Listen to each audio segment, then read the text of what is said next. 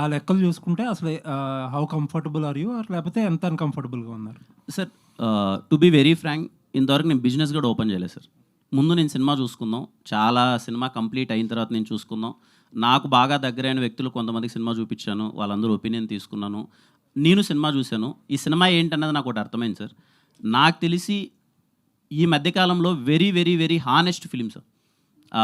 ఈ సినిమాని నేను థియేటర్కి అందరూ వచ్చి చూస్తారు, చాలా బాగా ఎంజాయ్ చేస్తారని నేను నమ్ముతున్నాను సార్.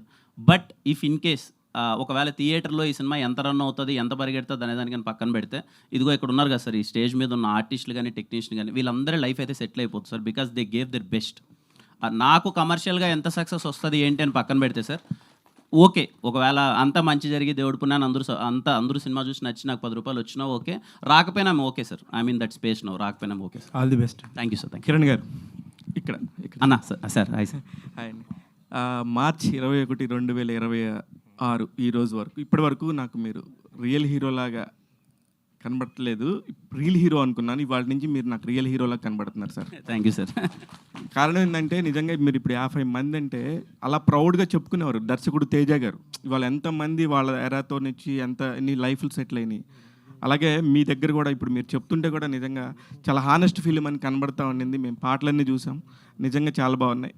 మా ఊర్లో ఫస్ట్ మేము ట్యూషన్ నుంచి వస్తుంటే మహాభారత్కి కహాని అనగానే లగెత్తుకుంటూ వెళ్ళి పక్కింట్లో టీవీ చూసేవాళ్ళం. అలా ఆ నాస్టాల్జియా ఫీలింగ్ అయితే ఖచ్చితంగా ఉండింది.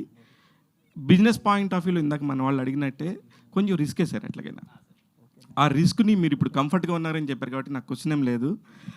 మాకు సుధీర్తో క్వశ్చన్ ఉందండి. సార్ చెప్పండి సార్.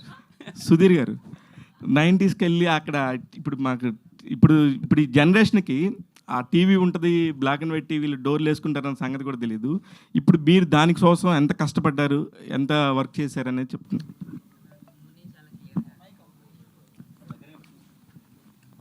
హలో, నాకు ముని చాలా క్లియర్గా చెప్పారండి ఆయనకి ఏం కావాలి అని. So it was easy. ఆయనకు ఒక విజువల్ ఉండింది, నేను అది చేసి పెట్టాను క్లీన్గా, అంతే.